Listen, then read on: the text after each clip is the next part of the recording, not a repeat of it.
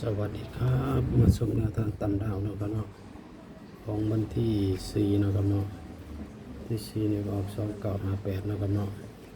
มาเต็มๆนะครับเนาะ58นี่นะครับนี่58นะครับเนาะเข้า58เนาะเอามาเอาของวันที่6นะครับเนาะวันที่6เราจะใส่สูตรลองสูตรใหม่นะครับเนาะสูตรใหม่มันจะมีตัววิ่ง8เริ่มจาก8นะครับเนาะ8 0 8 1นะครับเนาะ8 2 3 8นะครับเนาะ4 8 5 8นะครับเนาะตัววิ่งตัวที่2ของเราคือ4นะครับเนาะ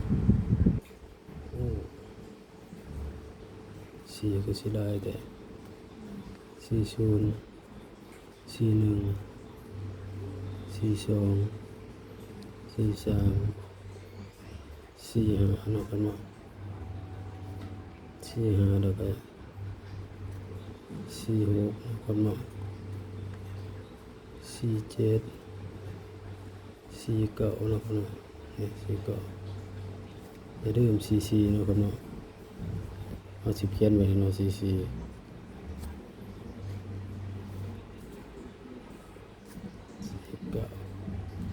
เอาที่ใส่3เนาะ35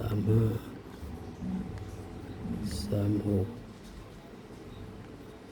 37 39เอาบ่ได้เนาะ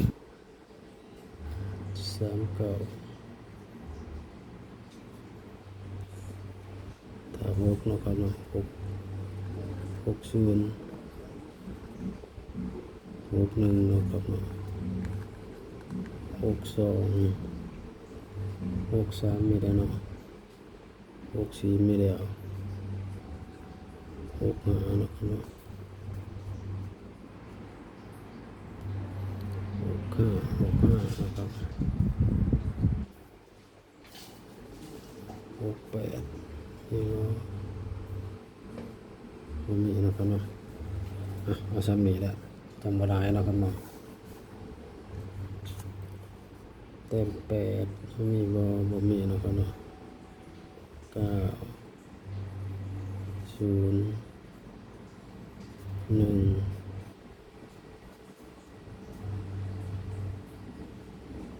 2นะครับเนาะ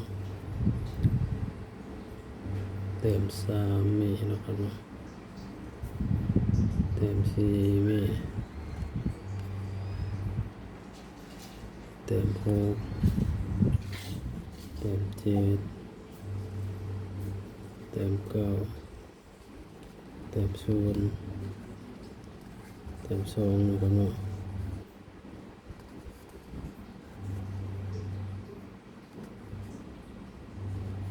เต็ม8ของผมมีเต็ม3มีเต็ม1มีนะครับเนาะเต็ม6เต็ม7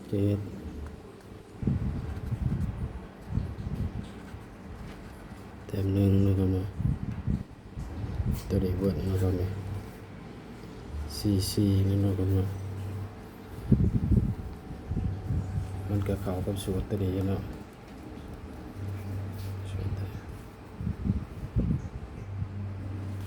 เข้ากันเนี่ยเนาะครับเนาะมี7มี8มี9นะครับสูตรนี้มันมีแต่6เนาะสูตรนี้มี6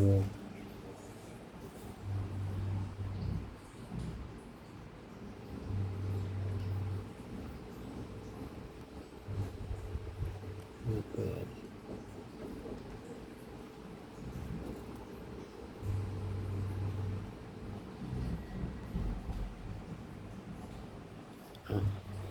คลิปนี้ก็ฟังคำเตือนกันเนาะครับเนาะคำเตือนสูตรมีเขามีรุดเนาะครับเนาะก็ได้สนับสนุนในเด่นการพนันเป็นแค่เพียงแนวทางเนาะครับเนาะพิจารณาให้ดีก่อนนำไปใช้เนาะครับเนาะ ท ถ้าผิดพลาดประการใดขอโทษขออภัยเนาะครับเนาะเพราะว่าสร้างคลิปมาเพื่อความบันเทิงเนาะบ่ได้สนับสนุนในเรื่องการพนันเนาะครับเนาะคลิปนี้ก็จบไว้ซะนี้เนาะครับเนาะ